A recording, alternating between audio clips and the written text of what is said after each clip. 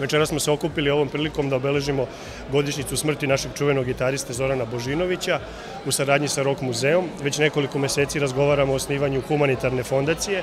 koja bi se bavila sponzorisanjem, odnosno školovanjem mladih muzičara, bilo da se radi o kupovini instrumenata, bilo da se radi o njihovom školovanju.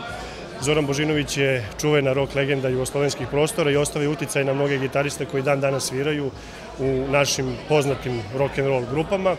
Svi koji nešto znače i vrede u rock'n'rollu večera su se okupili ovde da odaju jedan omaž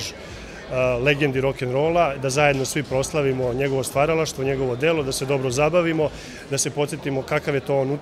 uticaj ostavio na sve nas i taj uticaj se nadamo i verujemo da će još dugo da traje. Planiramo takođe u nekom narednom periodu da ovde stvorimo uslove za te mlade muzičare, rock muzičare koji će svirati ovde, koji će imati svoju scenu, bilo da je ona akustična, bilo da je električna, i želimo da svi oni znaju da je ustanova kulture koja će u dogledno vreme i promeniti ime u Centar za kulturu Vladimir Divljan, biti mesto na kome mogu da vežbaju, da sviraju, da se okupljaju i da razvijaju i neguju tu popularnu ili rock'n'roll kulturu.